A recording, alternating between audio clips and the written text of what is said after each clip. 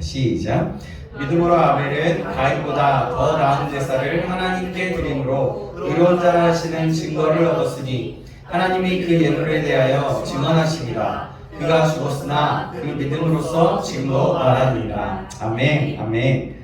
오늘은 믿음으로 드린 아벨의 제사라는 제목으로 하나님 말씀 받겠습니다. 믿음으로 드린 아벨의 제사라는 제목으로 하나님 말씀 받겠습니다. 우리 자유협사랑 인사하겠습니다. 잘 오셨습니다. 잘 오셨습니다. 또 보고 싶었습니다. 보고 싶었습니다. 좀 보고 싶었어. 다 보고 싶었습니다. 옛날 좀 보고 싶었어요. 네, 그래요. 우리가 잠시만요.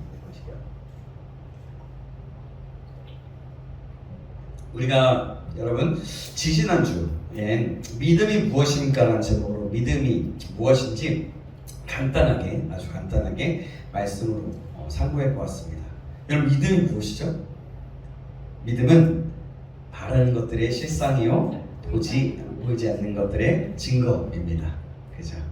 믿음은 그래서 유가 증권이나 계약서처럼 구체적이고 확실한 보증이다라는 말씀을 드렸어요. 그래서 우리의 믿음의 선배들은 바로 이 믿음을 가지고 하나님께 인정을 받았던 사람들입니다. 우리는 그래서 이 믿음으로 만물이 하나님의 말씀으로 창조된 것을 알죠. 그죠? 네. 그리고 그러면서 따라서 나 자신도 하나님의 형상대로 지음받은 고귀한 그런 존재임을 압니다. 여러분 아시죠? 아멘. 아시죠? 아멘. 이런 믿음을 가진 사람들의 삶은 다른 사람들과는 크게 다를 수밖에 없어요. 이 믿음이 근데 교회를 다니면서 이 믿음이 없으면 나는 구원받았나? 나는 교회를 다니는데 하나님이 나를 사랑하신다는데 뭘 진짜 사랑하시나? 근데 이 세상에 돌아가는 것들이 그냥 또 맞는 것 같기도 하고 정말 갈팡질팡하는 그래서 신앙의 그 굳은 마음으로 세워지지 않는 사람들이 대부분인 거예요. 그래서 이 마음을 갖고 믿고 있느냐 아닌가는 굉장히 우리 신앙생활에 있어서 굉장히 중요한 부분입니다. 이 믿음을 가진 사람들은 그래서 하나님을 온전히 사랑하고 신뢰합니다. 하나님께서 그리고 자신의 인생에 행하시는 모든 일들이 있는데 그것에 감사함으로 기꺼이 받아들여요. 그리고 그것에 순종합니다. 그리고 하나님께 자신의 삶을 다 바쳐 살아가는 사람입니다. 이것이 참된 믿음의 사람입니다. 그 지난주에 말씀드린 그 믿음이 바로 이것입니다. 히브리서 11장은 이 믿음으로 승리했던 믿음의 조상들, 또 믿음의 영웅들에 대한 아주 그런 말씀으로 주로 담고 있습니다. 제가 아까 얘기했지만 몇 주가 될지 모르겠어요. 이제 이 히브리서 11장에 나오는 믿음의 조상들의 말씀을 통해서 믿음을 더욱더 알고 우리가 믿음으로 더욱더 굳건히 서게 되는 시간이길 간절히 소망합니다. 그중 맨 처음에 나오는 믿음의 영웅이 누굴까요? 바로 그 믿음 때문에 순교한 사람이었어요. 최초 순교자입니다. 누굴까요? 아벨입니다. 오늘 읽었다. 여기서 믿음으로 살기로 결심한 사람들은 당황하게 돼요. 기껏 믿음으로 살기로 다짐했더니 그 결과가 죽음이라니. 이렇게 생각할 수 있잖아요. 그죠? 사람들은 이것을 보고서 믿음의 경주를 아예 포기하게 될지도 모르지 않겠습니까, 여러분? 생각해요. 믿음으로 산다고 했더니 바로 첫 번째 나오는 사람이 순교야. 순교자야. 죽어? 이런 거 할 수 있다는 거죠. 그렇다면 그렇게 생각할 수 있다는 거예요. 차라리 모세나 다윗과 같은 그런 위대한 지도자에 대한 이야기를 서두에 두었더라면 여러분 얼마나 좋았을까요? 근데 여러분들은 또 어떻게 생각하십니까?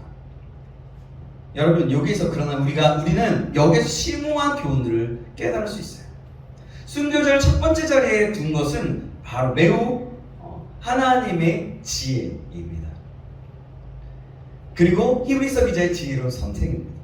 왜냐하면 예수 그리스도를 믿는 믿음에는 어떤 대가가 따르는가를 처음부터 분명히 하고 이 믿음에는 그만한 대가를 치를 만한 그런 가치가 충분히 있다는 것을 알려주는 것이 반드시 필요하기 때문에 그런 거예요. 우리는 이미 이 믿음을 위해서 목숨을 바친 사람들을 많이 알고 있어요. 여러분, 그 중에 누가 있어요? 혹시 생각하는 사람 있습니까? 스데반 집사. 아, 그렇죠. 스데반 집사. 그렇죠. 또 바울. 바울. 또 골리앗. 골리앗은 다윗에게 죽이구나. 네, 그래요. 우리가 지금 말한 사람들이 맞아요. 그죠? 그래요. 그러면 여러분, 이렇게 믿음을 바친 사람들의 특징을 보면 어때요? 목숨과 마음과 힘을 다해서 복음을 위해서, 자신을 위해서가 아니라 하나님을 위해서 목숨을 바친 사람들이었어요.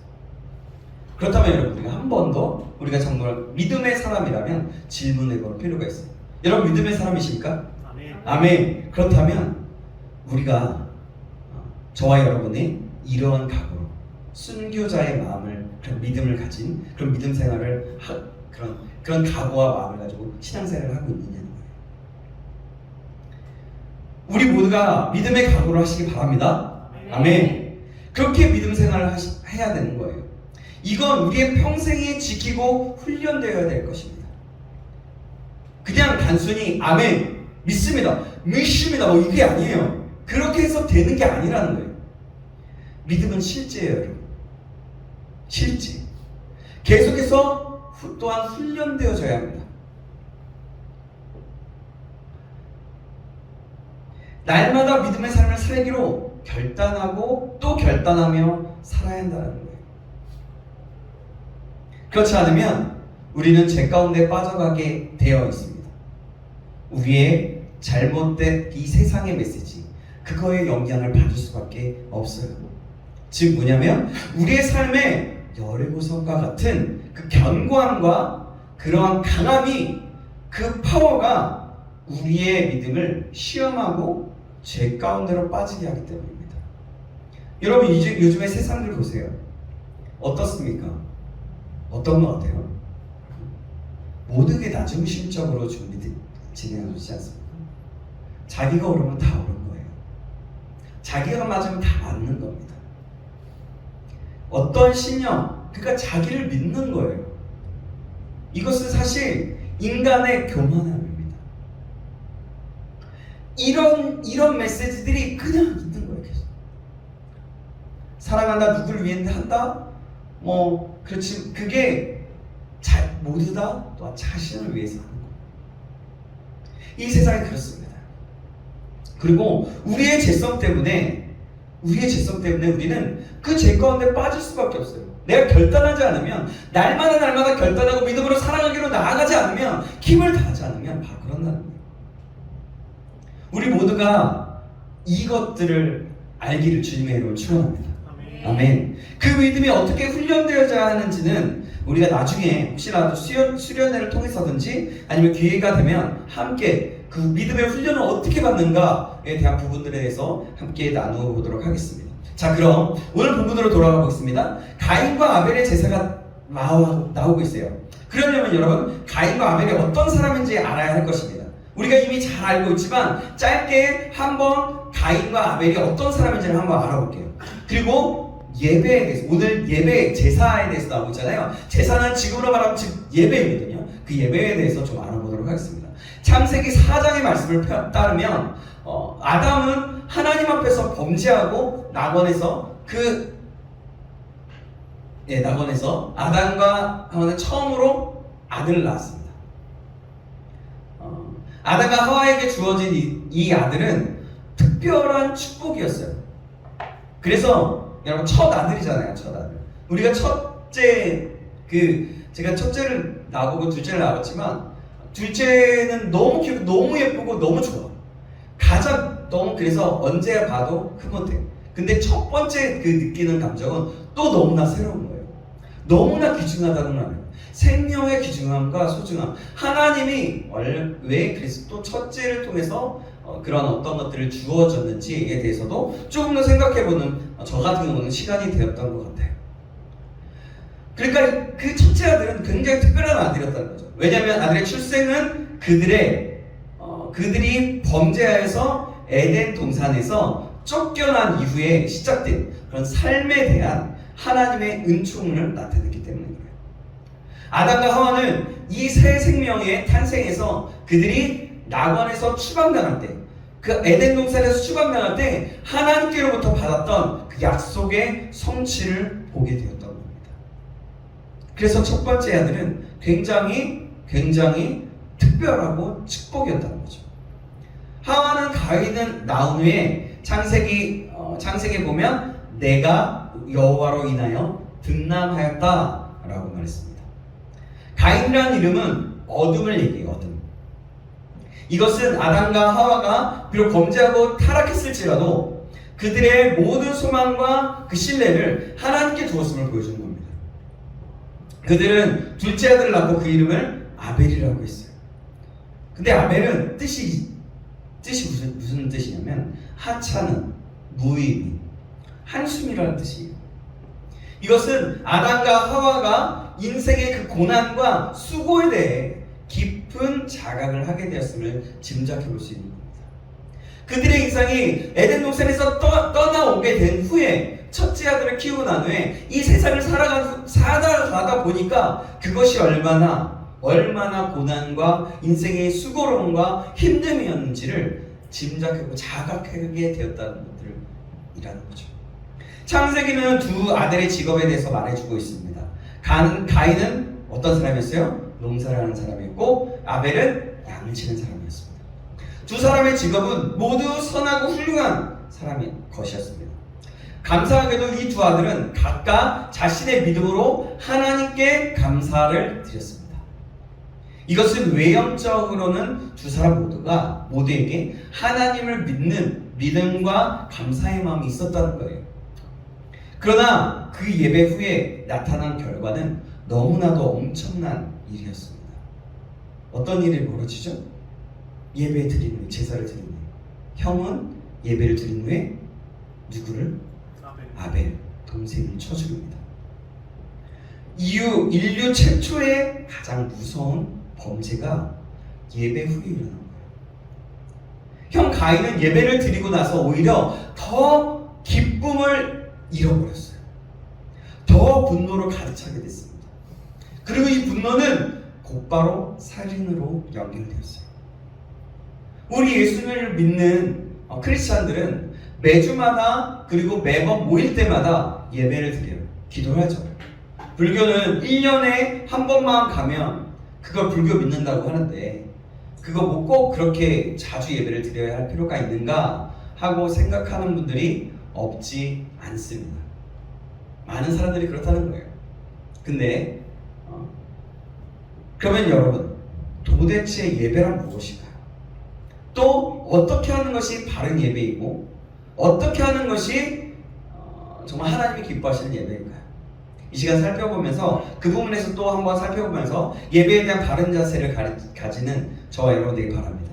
그래서 예배를 드릴 때마다 하나님이 기뻐하시는 예배를 드려서 하나님께는 영광이 되고 우리 모두에게는 하나님의 영광으로 인한 덤으로 주시는 그 큰 은혜가 날로 성숙된 신앙의 소유자로 자라나게 되기를 간절히 소망합니다. 그럼 예배는 무엇일까요? 예배란 어떤 것이냐면 구속함을 입은 우리 크리스찬 성도들이 믿는 그 사람들이 믿음의 사람들이 하나님의 거룩하심과 그의 온전하심을 묵상하면서 감사함으로 경배를 드리는 거예요. 예배란 말의 원어를 의미를 보면 섬기다, 절하다, 존경하다 라는 뜻을 가지고 있어요. 영어로는 뭐라 그러죠? worship이라고 그래요. 서비스라고도 합니다. 또 영어에선 본래 worship이라는 말은 worth 그러니까 worth하고 ship 즉 가치가 있다는 뜻에서 유래된 거예요. 그래서 ship은 추상명사에서 붙여서 명사시키는 것이니까 예배란 가치 있는 것이라는 뜻입니다. 또 서비스라는 말은 예배란 뜻 외에도 섬기다, 봉사하다는 의미를 가지고 있어요. 그러므로 예배란 무엇이냐면 어떤 형식에만 매인 것이 아니고 진심으로 존경을 표하고 섬기는 자세를 가져야 하는 가장 가치 있는 것이다 라는 거죠.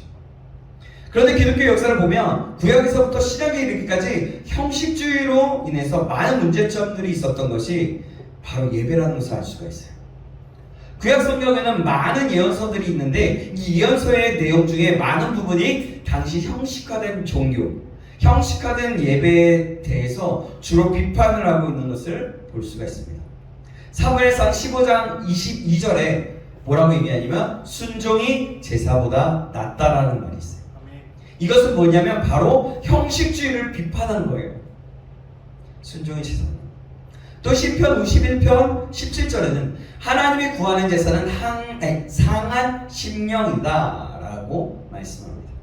이 말씀은 예배의 핵심이 바로 형식이 아니라 찢어진 마음과 회개하는 마음에 있다는 것을 말해주는 거예요. 그런데 우리는 예배를 그냥 나오면 된다고 생각하는 경우가 있어요. 좀 예쁘게 차려입고 아니면 조금 더 신경 써서 오면 된다라고 생각하는 경우가 있어요. 그래요. 근데 그것도 중요합니다. 그것이 우리의 예배를 위한, 예배를 받는 우리의 어떠한 겉으로 보여지는 태도이고 또 중심이기도 할 것입니다. 그런데 그것보다 더 중요한 것이 있다는 거예요. 그것도 중요하지만 더 본질적으로 중요한 것이.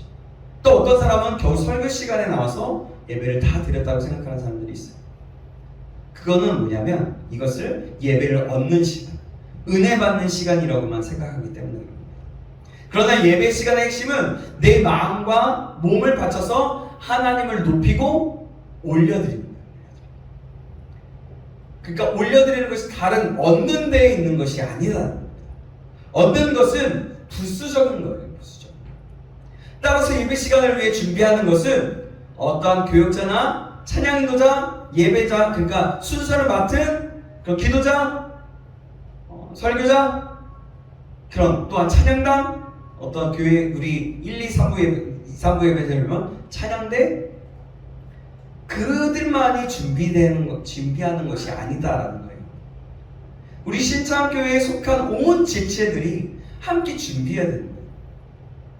또 특히 우리는 지금 청년부 예배를 드리고 있지 않습니까? 우리 청년부 모든 사람들이 한 사람 한 사람들이 지체들이 함께 준비해야 된다는 거예요.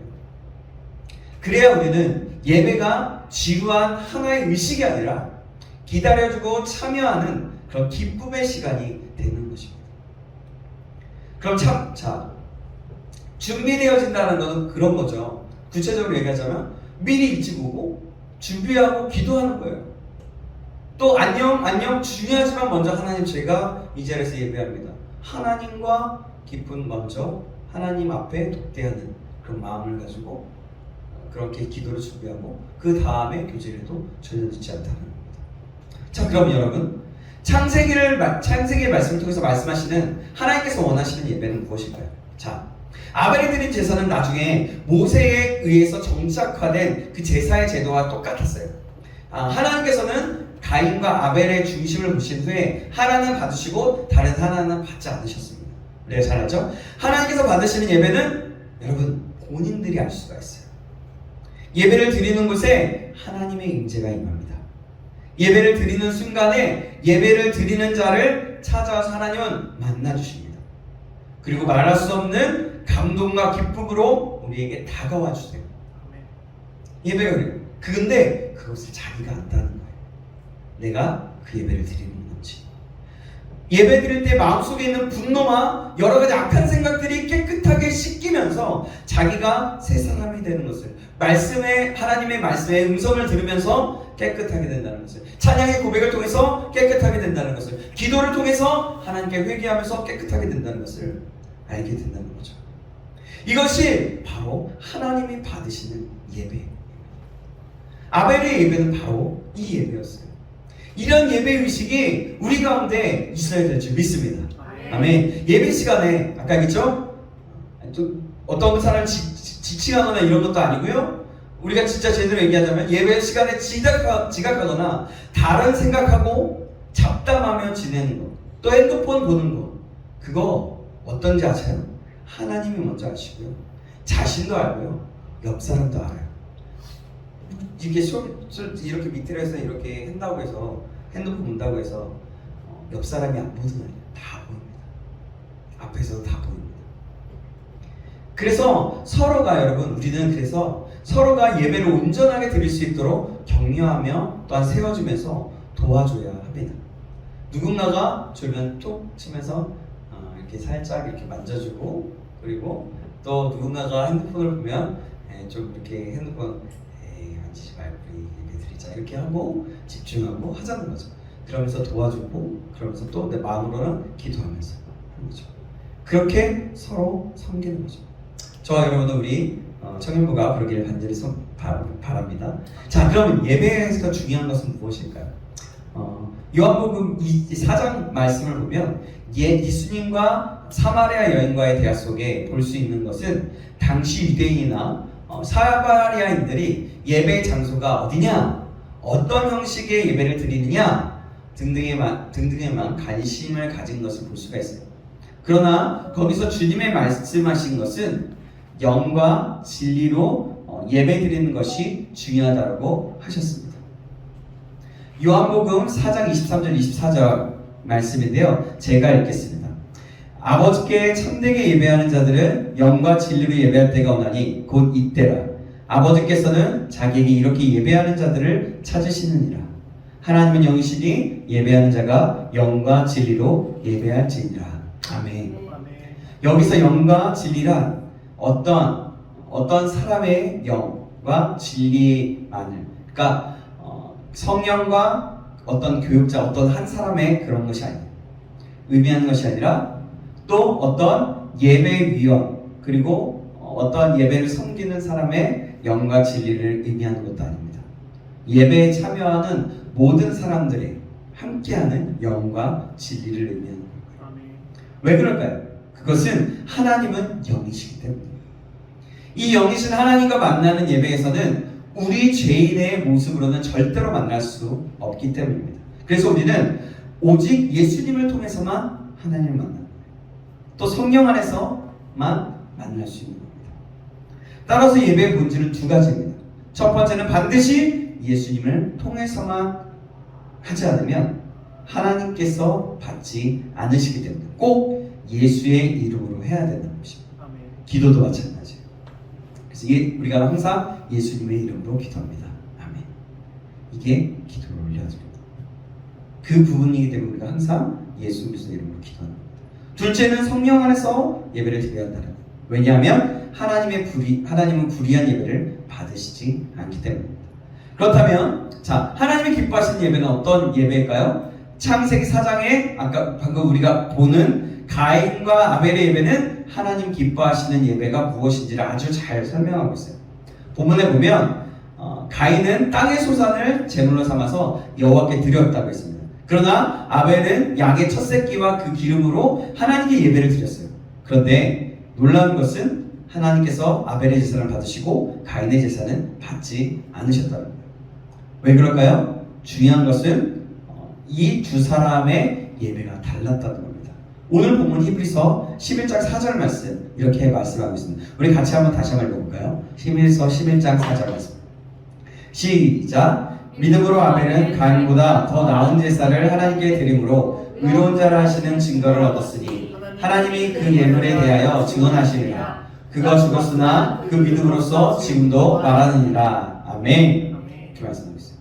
가인이 드린 제사와 아벨이 드린 제사의 차이점은 우리 창세기 4장 3절에서 5절 말씀인데요. 이 말씀도 한번 찾아볼까요? 이 말씀은 핸드폰으로 하면 잠깐 북마크라든지 기능이 있지 않을까요? 그리고 우리 성경책을 보면 잠깐 적어 놓으시면 될 것 같아요. 자, 같이 적고 한번 보겠습니다. 창세기 4장 3절에서 5절 말씀. 5절 같이 시작. 세월이 지난 후에 가인은 땅의 수산으로 제물을 삼아 여호와께 드렸고 아벨은 자기도 양의 첫 새끼와 그 이름으로 드렸다니 여호와께서 아벨과 그의 제물은 받으시고 가인과 그의 제물은 받지 아니하시니라. 가인이 몹시 분하여 안색이 변하니 여호와. 아멘. 자, 여기까지. 가인이 거기까지 말고요. 이제는 이거 여러 번 읽을 거거든요. 그러니까 제물을 받지 아니하시니라까지만 읽으면 되겠어요. 상반절만. 자, 그렇게 하나님께서는 이렇게 아벨의 제사는 받으시고 가인의 제사는 받지 않으셨다고 했는데요. 과연 이 두 사람의 제사에 어떤 차이가 있을까요? 가인과 아벨의 제사는 외형적으로는 별로 다를 바가 없어 보입니다. 그죠? 아까도 얘기했는데요. 그들은 모두 자기의 직업과 종교에 성실했어요. 아벨은 물론이고 가인의 경우도 그랬습니다. 가인은 밭에서 열심히 일했고 제단 앞에 나와서 하나님께 이 제물을 바쳤습니다. 그런데 왜 하나님께서는 아벨의 제사를 받으시고 가인의 제사는 받으시지 않으셨다냐는 거죠. 이 문제에 대해서 크게 두 가지 해석이 있어요. 크게 하나는 두 사람이 드린 제물 자체에 문제가 있었다고 보는 견해예요. 또 하나는 제사를 드린 사람에게 문제가 있었다고 보는 견해가 있어요. 전통적인 해석은요, 하나님께서 아벨의 제사는 받으시고 가인의 제사는 받지 않으신 이유가 바로 제물에 있었다라고 하겠습니다. 보는 겁니다. 가인의 제물은 곡식이었고 아벨의 제물은 양이었어요. 다시 말해서 아벨의 제물에는 피가 있었고 가인의 제물에는 피가 없었다는 거죠. 하나님께서는 피 없는 가인의 제사는 받지 않으셨고 피가 있는 아벨의 제사는 받으셨다는 것입니다. 하나님께서 가인의 제사를 제사를 받지 않으신 것은 가인이 드린 제물이 잘못되었기 때문이었다는 거예요. 이것이 첫 번째 해석인데요. 이 해석을 지지하는 사람들은 하나님께서 타락한 아담과 하와에게 제사 드리는 법에 대해서 계시해 주셨을 것이라고 추측합니다. 또 하나님께서 타락한 아담과 또 하와에게 가죽옷을 지어 입혀주셨는데 이 가죽옷을 위해 짐승을 죽여야 했습니다. 여기서 피로 죄를 대속하는 그 제사의 개념이 제시되었다고 생각하는 거예요. 성경은 피 흘림 없는 죄 사함이 없다라고 말씀하고 있습니다. 히브리서 9장 22절 하반절에 보면 피 흘림이 없은즉 사함이 없느니라 라고 말했던 거죠. 그러므로 타락한 후에 하나님께 드려지는 모든 제사에는 피가 있어야 한다는 것입니다. 아벨은 이 말씀대로 죄를 대속하기 위해 어린 양의 피를 흘리고 제물을 드렸고 또 하나님께서는 아벨의 제사를 받으셨다는 것입니다. 그러나 가인은 이 말씀을 무시하고 피가 없는 곡식을 제물로 드렸기 때문에 하나님께서 가인의 제사를 받지 않으셨다는 거예요. 이 해석은 매우 은혜롭고 성경적입니다. 그러나 이 해석의 결정적인 문제는 상상과 추측의 근거를 두고 있다는 거예요. 이게 맞지만 그렇다는 거예요. 성경에는 하나님께서 아담에게 제사법을 가르치셨다는 내용이 없어요. 그죠? 그리고 하나님께서 아담과 하와에게 가죽옷을 지어주신 것이 죄를 대속하기 위해 짐승이 죽은 것을 의미한다고 보는 견해가 있지만 그것이 그대로 적용되었다든지 그렇기 어렵다는 거죠. 나중에 이것은 예수 그리스도를 뜻한다는 그런 해석이 나오지만요. 하나님께서 아담에게 제사법에 대해서 말씀하셨을 것이라는 것은 추측과 가정이라는 거죠. 그런데 확실하지 않은 것을 가정하고 이 가정을 근거로 본문을 해석하는 것이다라는 거죠. 지금까지 많은 분들이 본문을 이런 방향으로 해석하고 설교를 해왔고요. 저도 전에 이 가인과 아벨에 대해서 여러분들에게 한번 이 부분들에 좀 설교를 했었던 것이 기억하는데요. 그때도 저도 그렇게 해석했습니다. 성경은 그런데 가정이나 가설이 아니라 철저하게 성경 자체를 가지고 해석해야만 한다는 것을 알게 되었어요. 자, 그럼 또 다른 해석은 어떤 것일까요? 자, 보세요. 하나님께서 아벨의 제사는 받으시고 가인의 제사는 받지 않으시는 것은 제물의 문제가 아니라 제사를 드린 사람의 문제였다고 보는 거예요.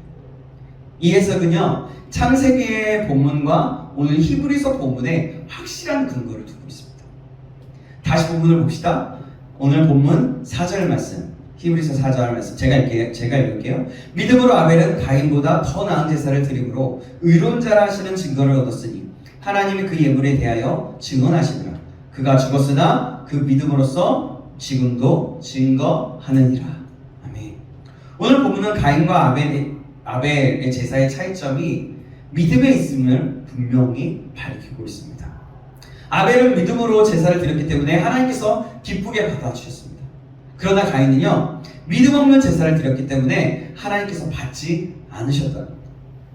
창세기에 기록된 말씀을 다시 한번 봅시다. 아까 창세기 4장 말씀 우리 다시 한번 볼까요? 창세기 4장입니다.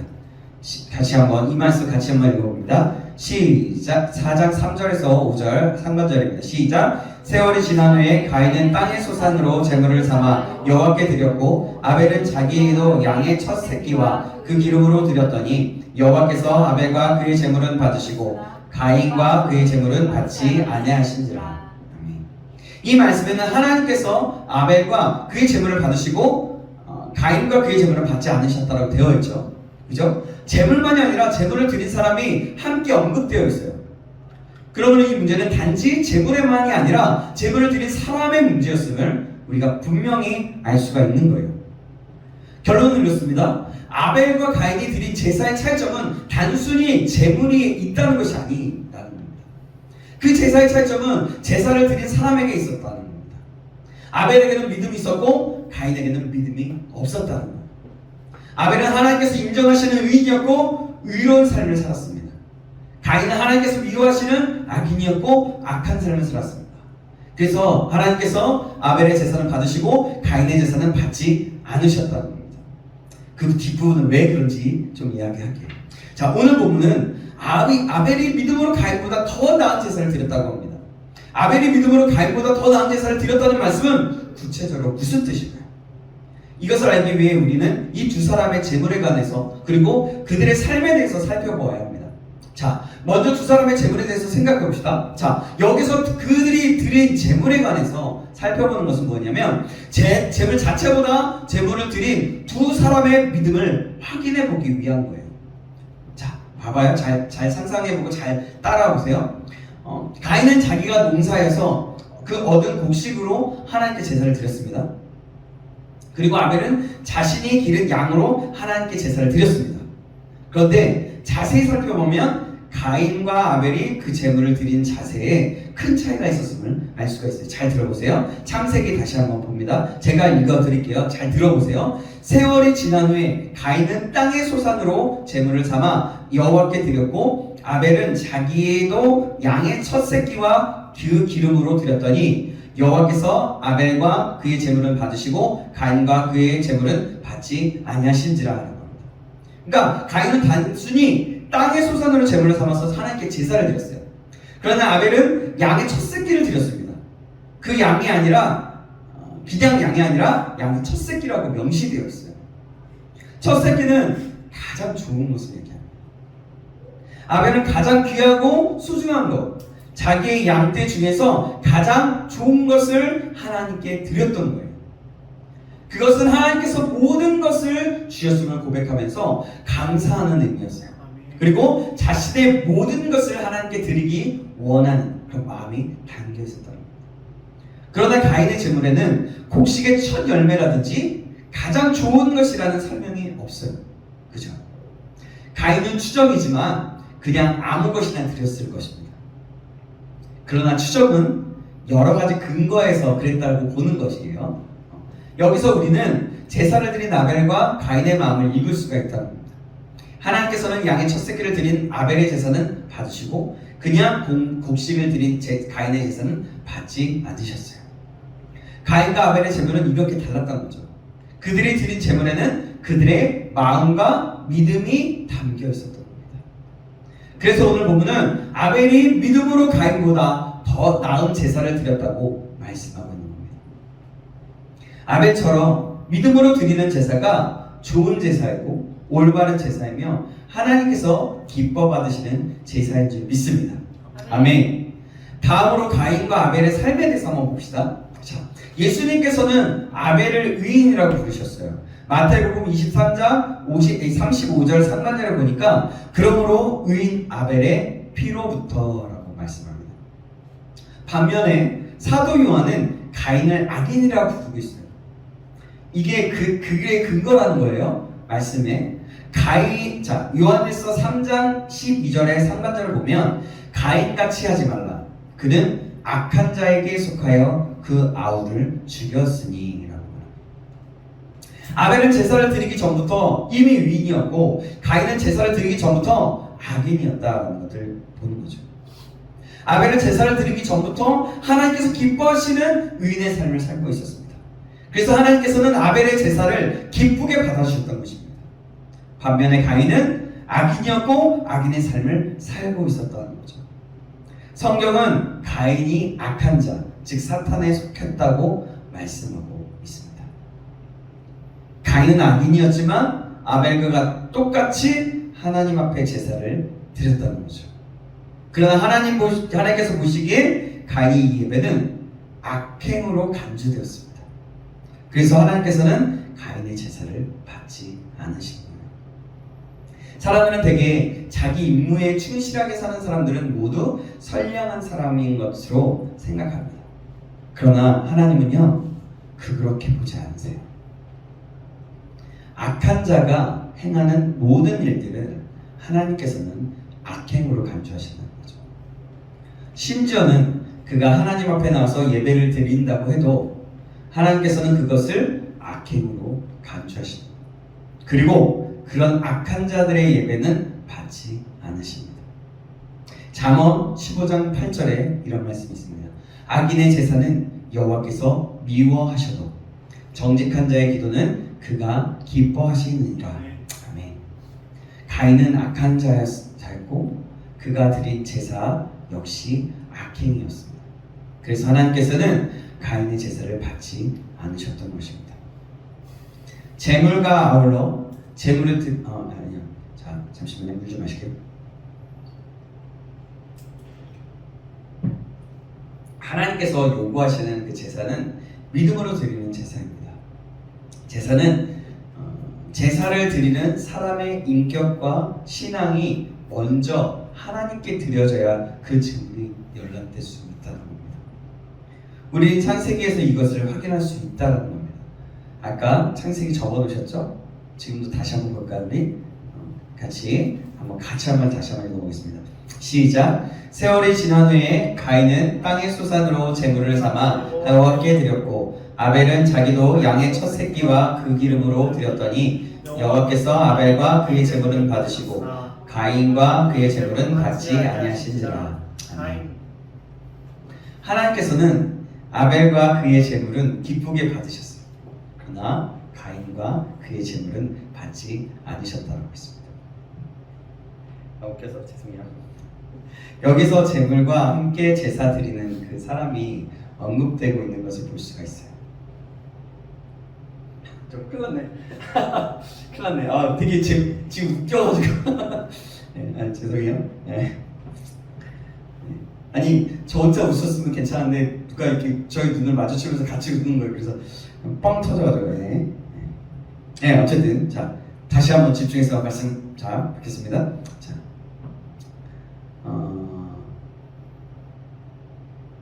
제물과 함께 제사 드리는 사람이 언급되어 있는 것을 볼 수 있다고 했어요.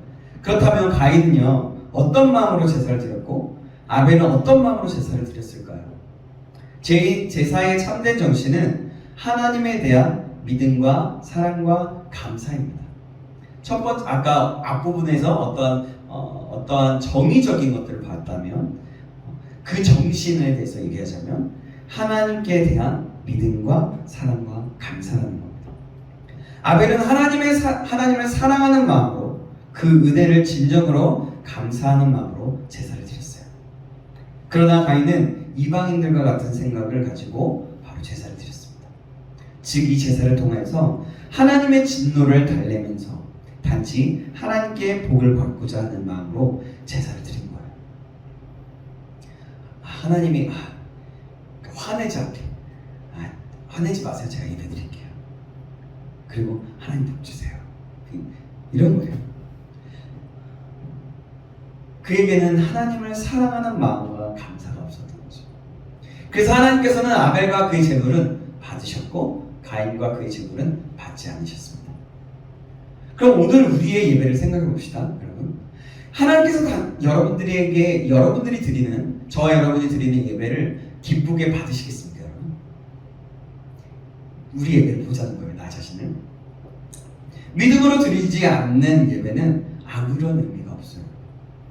하나님께서는 그것을 오히려 악한 것으로 보신다. 저와 여러분은 그러면 진정한 믿음으로 예배를 드리고 있습니까? 정말 하나님을 사랑하는 진실된 마음으로 나에게 허락하신 구원과 모든 은혜를 진정으로 감사하는 마음으로 예배를 드리고 있느냐는 겁니다. 저와 여러분이 하나님께 드리는 것들은 어떻습니까? 저와 여러분에게 있는 최고의 최상의 것으로 하나님께 드리고 있습니까? 저와 여러분이 드리는 시간과 물질은 어떻습니까? 만약 저와 여러분이 그것을 어떤 사장이나 회사의 사장이나 대통령에게 갖다 드린다면 그가 그것을 기뻐 받겠습니까? 말라기 1장 8절에 이렇게 말씀합니다. 만군의 여호와가 이르노라 너희가 눈먼 희생제물을 바치는 것이 어찌 악하지 아니하며 저는 것 병든 것을 드리는 것이 어찌 악하지 아니하냐 그것을 너희 총독에게 드려보라 그가 너를 기뻐하겠으며 너를 받아주겠느냐. 여러분 우리의 삶은 어떻습니까? 매일의 삶이 하나님께 받으실 만한 산 제사로 드려지고 있습니까? 그런 삶이 되고 있는 거예요? 만일 우리가 내 마음대로 살면서 세상의 죄악을 빠져 살다가 지금 이 자리에 나와서 예배를 드린다면 하나님께서 기쁘게 받으실까요? 그건 마치 어떻게 보면 가인의 제사와도 같은 예배가 될 것입니다. 본문은 아벨이 믿음으로 가인보다 더 나은 제사를 드렸다고 분명하게 밝히고 말씀하고 있습니다. 그리고 아벨이 비록 그것 때문에 죽었으나 그는 믿음으로 오히려 말한다라고 기록합니다. 오늘 보면 4절의 하반절에 보니까 뭐예요? 그가 죽었으나 그 믿음으로써 지금도 말하느니라. 하나님이 그 예물에 대해 질문하십니다. 그러나 우리가 창세기를 비롯해서 성경 전체를 찾아보아도 아벨이 한 말을 찾아볼 수가 없어요. 근데 본문은 아벨이 그 믿음으로 말하고 있다고 기록하고 있습니다. 이 말씀은 아벨의 그 믿음의 제사가 그의 믿음의 행실이 그의 믿음의 삶이 오늘 우리에게 그 어떤 운명보다 어떤 말보다 어떠한 선포되는 어떤 것보다 강한 메시지를 주고 있다는 뜻입니다. 아벨은 그의 예배와 그의 삶과 그의 생애를 통해 그의 믿음을 보여줬다는 겁니다. 그리고 그의 죽음마저도 그의 믿음에 대해서 웅변적으로 말해주고 있다는 겁니다. 아벨의 삶과 죽음은 그 자체로 강력하고 분명한 믿음의 메시지였던 것입니다. 삶이 그랬다는 거예요. 삶이. 그의 생각이 그랬다는 거예요. 하나님이 인정하셨고 하나님이 말하고 있다라는 거죠. 하나님이 증언하셔서. 그렇다면 여러분 다시 한번 질문합니다. 저와 여러분은 무엇으로 우리의 믿음을 나타내고 증명하고 있습니까? 우리는 입술로만 하는 것이 아니라 우리의 삶으로도 말하게 됩니다. 우리의 증거가 확실하고 신빙성이 있으려면 입술의 말과 행실이 일치되어야 합니다. 아벨은 믿음으로 제사를 드렸어요. 그의 믿음은 최선을 다해서 준비한 그런 예물로 나타냈습니다. 그리고 거룩한 삶으로 증명하며 나타냈다는 거죠. 아벨은 바로 그 믿음으로 제사를 드렸고 하나님께서 그의 제사를 기쁘게 받아주셨습니다. 사랑하는 여러분, 저와 여러분은 어떻습니까? 우리는 믿음으로 거룩한 삶을 살아가고 있습니까? 그리고 그 믿음으로 예배하고 있습니까? 우리의 중심을 보시는 하나님께서 나의 믿음과 거룩한 삶을 보시고 우리의 예배를, 나의 예배를 기쁘게 받아주시기를 간절히 소망합니다. 아멘. 그런 하나님이 찾으시고 하나님이 기뻐하시는 자 되시길 주님의 이름으로 축원합니다. 아멘. 하나님은 삶으로 드리는 예배자, 또한 중심으로 마음으로 함께하는 예배자, 그 예배자를 찾으시고 기뻐하십니다.